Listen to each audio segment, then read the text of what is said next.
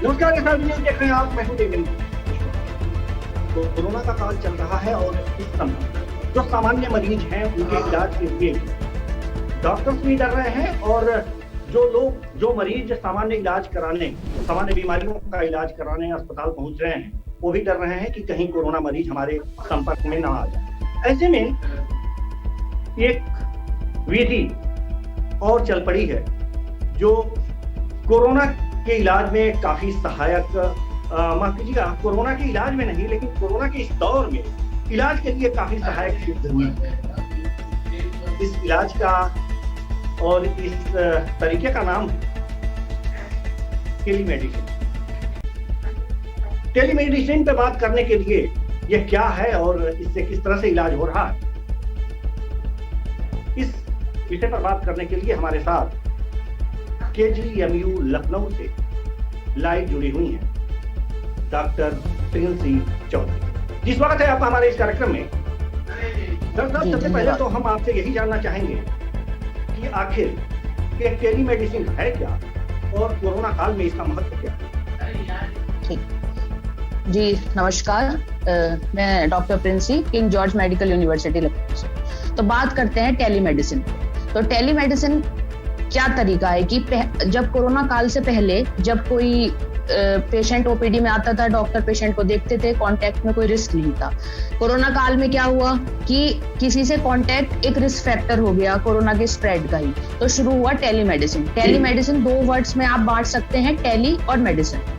तो ये एक तरह से ऑनलाइन कंसल्टेशन है कि पेशेंट हमको अपने सिम्टम्स बताता है, जो हमको क्वेश्चंस पेशेंट से पूछने हैं, पेशेंट्स की रिपोर्ट या हमें चाहिए वो हम पेशेंट्स को बताते हैं और उसके आधार पे ही हम ऑनलाइन ही पेशेंट का डायग्नोसिस बताकर उसको प्रिस्क्रिप्शंस, उसको मेडिसिन्स और उसको क्या क्या चीजें करनी है वो ऑनलाइन या फोन के माध्यम से ही पेशेंट तक पहुंचाया जाता है। टेलीमेडिसिन का एक सबसे बड़ा फायदा ये भी है, तो नॉन कोविड केसेस के मैनेजमेंट तो हो ही पा रहा है, साथ में जो माइल्ड और मॉडरेट कोविड केसेस हैं उनको भी हम घर पे ही मैनेज कर सकते हैं, क्योंकि अगर जो कोविड इन्फेक्टेड पेशेंट है वो खुद इधर उधर हॉस्पिटल के लिए दौड़ेगा तो वो भी एक स्प्रेड का जरिया बन सकता है। तो टेलीमेडिसिन के जरिए हम माइल्ड मॉडरेट केसेस को घर पर ही मैनेज कर पा रहे हैं। उससे क्या है, हॉस्पिटल पे भी बर्डन कम हो रहा है, क्योंकि आप आजकल देख रहे हैं कि बेड अवेलेबिलिटी का इतना ज्यादा क्राइसिस है, तो उन सब में भी टेलीमेडिसिन का जो माध्यम है वो सबसे ज्यादा उपयोग में आ रहा है।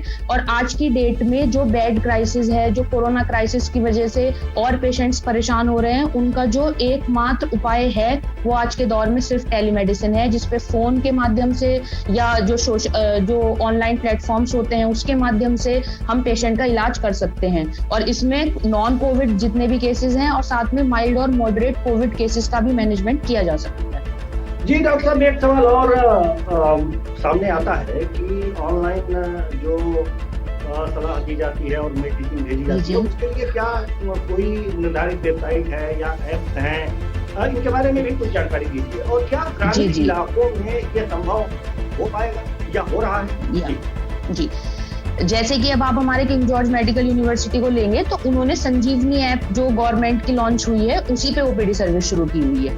इवन अब तो उस पे वीडियो कंसल्टेशन भी आने वाला है, ठीक है। और साथ ही में ऑलमोस्ट जितने भी गवर्नमेंट मेडिकल कॉलेजेस हैं, आप उनकी साइट आज खोलेंगे, आप इवन प्राइवेट जितने भी प्राइवेट हॉस्पिटल हैं या मेडिकल कॉलेज हैं उनकी भी वेबसाइट पे आप जाएंगे, सबने ऑनलाइन पेशेंट रजिस्ट्रेशन पोर्टल अपने खोल दिए हैं, जिसमें आपको पर्टिकुलर टाइम स्लॉट मिलता है, पर्टिकुलर क्या कहते हैं, आप जो जिस डॉक्टर को चूज कर सकते हैं, सारे आपको डिपार्टमेंट दिखाए जाते हैं। तो ये बहुत आसान है। बात करते हैं ग्रामीण क्षेत्रों की, तो आज की डेट में स्पेशली जब से 4G जियो सिम लेके आया है, आजकल हर ग्रामीण से ग्रामीण क्षेत्र में भी नेट की सुविधा, मोबाइल की सुविधा उपलब्ध है। तो KGMU में तो ग्रामीण से ग्रामीण इलाकों में भी टेली कंसल्टेशन लिया जा रहा है। और उसके अलावा जो डॉक्टर्स की जो NGOs होती हैं वो इस क्षेत्र में काफी एक्टिव है। जैसे हम 2 NGO के अंदर इस टाइम वर्क कर रहे हैं। एक है यूथ ऑफ मेडिकोस, जिसने जो नेपाल बॉर्डर से जुड़े हुए जितने भी डिस्ट्रिक्ट हैं उनको टारगेट किया है, जिसमें लगभग 6000 गांव आते हैं और लगभग 1 करोड़ से ऊपर की आबादी आती है। हमने उसमें 500 डॉक्टरों की टीम बनाई, उनको पहले 3 दिन की एक ट्रेनिंग दी और माइल्ड मॉडरेट कोविड मैनेजमेंट के केसेस में हम उतनी आबादी तक पहुंचेंगे। साथ ही में जो हमारी दूसरी एनजीओ है citizen health and research society, उसके माध्यम से हमने यूपी वेस्ट की पॉपुलेशन को टारगेट किया है। उसमें हमारे लगभग 4000 गांव आते हैं और 3.5 करोड़ की आबादी आती है। तो टेली मेडिसिन से जितने बड़े इलाके में, जितने बड़ी पॉपुलेशन में आप पहुंच सकते हैं, उतने में इस टाइम ऑफलाइन माध्यम से पहुंचना बहुत मुश्किल है।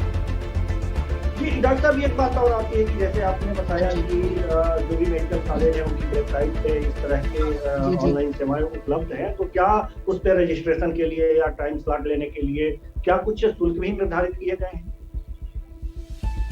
नहीं, जैसे कि आप सरकारी मेडिकल कॉलेज में आएंगे, उसमें तो शुल्क वैसे भी आपका 1 या 2 रुपए का पर्चा ही बनता है, तो उसमें कोई ऐसे शुल्क नहीं है, ऐसा कुछ नहीं है। जो पेशेंट ऑफलाइन दे रहा था उससे ज्यादा तो कुछ किसी से नहीं लिया जा रहा है, और ज्यादातर तो फ्री ही रजिस्ट्रेशन हो रहा है। जी डॉक्टर साहब, एक चीज और आती है बात की, जो लोग इस बात को नहीं समझ पाते हैं, इनके प्रचार प्रसार के लिए क्या कोई ये जो स्वास्थ्य विभाग है, स्वास्थ्य महकमा है, कुछ अभियान चला रखा है? जैसे गांव में इस तरह की बातें अभी सुनने में नहीं आती और लोगों को जानकारी नहीं है इस तरह की, और कोविड के इस काल में यह एक महत्वपूर्ण रास्ता है जिससे कि इलाज सरलता से लिया जा सकता है।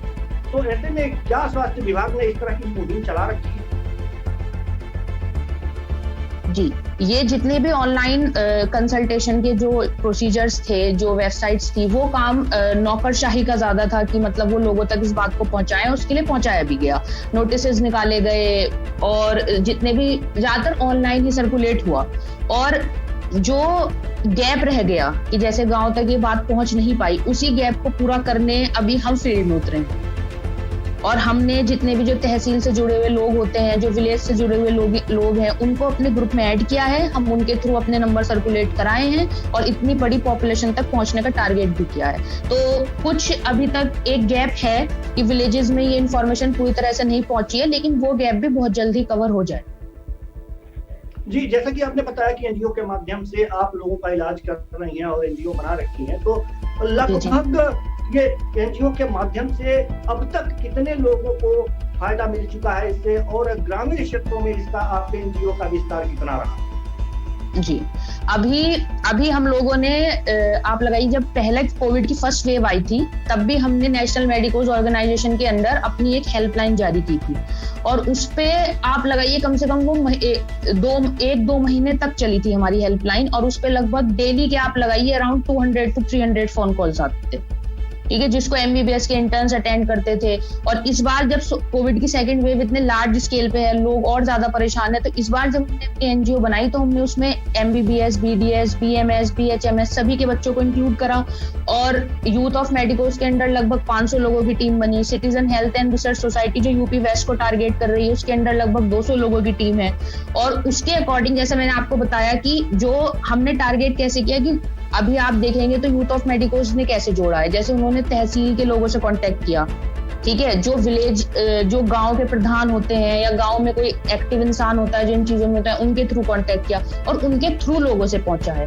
तो जो यूथ ऑफ मेडिकोज की टारगेट पॉपुलेशन रही है वो अराउंड 1.68 करोड़ है, और जो हमारी सिटीजन हेल्थ और रिसर्च सोसाइटी की है वो अराउंड 3.5 करोड़ है। जी डॉक्टर साहब, चलते चलते अंत में एक और क्वेश्चन जो बहुत जरूरी है इस समय कोविड के दौर में, कि कोविड के मरीजों के लिए और उनके परिजनों के लिए आप क्या सलाह देंगे?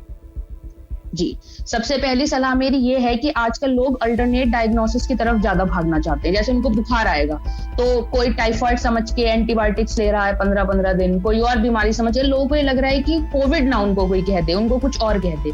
लेकिन आजकल के दौर में लोगों को ये समझना होगा कि हर बुखार, हर गला खराब, बॉडी में वीकनेस और ये सबको आपको कोविड ही मान के चलना है और सही टाइम पे अपना इलाज शुरू करें। क्योंकि आप जितनी कोविड के जितने भी ट्रीटमेंट आप देखेंगे जो अभी तक हैं, वो तभी आपके असर करेंगे जब आप उनको टाइमली और सही टाइम पर लेते हैं। लोग क्या कर रहे हैं, लोग अपने आप को डिले करते जा रहे हैं। हमारे पास इतने फोन कॉल्स आते हैं कि 15 दिन से एंटीबायोटिक खा रहे थे, 20 दिन से एंटीबायोटिक खा रहे थे, जिसका कोविड में कोई रोल भी नहीं है। तो यही चीज लोगों को समझनी होगी कि आजकल हर बुखार को कोविड मानकर चलें, अपना टेस्ट कराएं और जल्दी से जल्दी टाइम से अपना ट्रीटमेंट स्टार्ट करें। तो कोविड के ज्यादातर केसेस आप घर पर ही इलाज होकर ठीक हो जाएंगे। आपको पैनिक नहीं करना है, आपको पॉजिटिव मोड में रहना। जी डॉक्टर साहब, ये तो कोविड जो मरीज हैं उनके लिए हो गया, लेकिन उनके जो परिजन हैं, जो परिवार के सदस्य हैं, उनको क्या सावधानियां बरतनी चाहिए? जी, परिवार के सदस्य, सबसे पहले तो जो कोविड मरीज है उसको आइसोलेट करना पड़ेगा आपको। परिवार के सदस्यों को चाहिए कि वो घर में मास्क पहन के रहें और अपने कोविड मरीज के लिए एक अलग से जगह कर दें, अलग से कमरा या जो भी है। और उसके अलावा जो कोविड का मरीज जो चीजें यूज करता है, जैसे कि वो अगर आपके घर में अलग से टॉयलेट की फैसिलिटी नहीं है, 2 टॉयलेट नहीं है, तो जो अगर वो टॉयलेट कर रहा है तो आपको उसको बार बार यूज कर रहा है तो आपको उसको सैनिटाइज करना पड़ेगा, उसके द्वारा यूज की गई चीजों को सैनिटाइज करना पड़ेगा। ठीक है। और आप होता क्या है कि ऐसे में जो कोविड मरीज है वो भी खुद बहुत एक नेगेटिविटी में होता है, तो एक सोशल डिस्टेंसिंग मेंटेन करते हुए उसके टच में रहना है उसको। वो परिजनों का सबसे बड़ा काम, तो सबसे बड़ा रोल तो यही है कि कोविड मरीज को पॉजिटिव रखना है। तो सोशल आइसोलेशन और प्लस पॉजिटिव एटीट्यूड। जी डॉक्टर साहब, इस तमाम जानकारी के लिए आपका बहुत बहुत धन्यवाद। घड़ी की सुनिया इजाजत नहीं दे रही है कि हम आपसे और लंबी बात करें। तो कुल मिलाकर के ये देखा जा रहा है कि यहाँ पर जो टेलीमेडिसिन है इस समय कोविड यानी कि कोरोना काल में एक बहुत ही उपयोगी रास्ता मिल गया है। जो मरीज हैं, जो सामान्य मरीज हैं या कोविड के मरीज हैं, उनके इलाज के लिए। तो फिलहाल इस कार्यक्रम में इतना ही, मुझे दिया जाए। नमस्कार। जी जी, नमस्कार।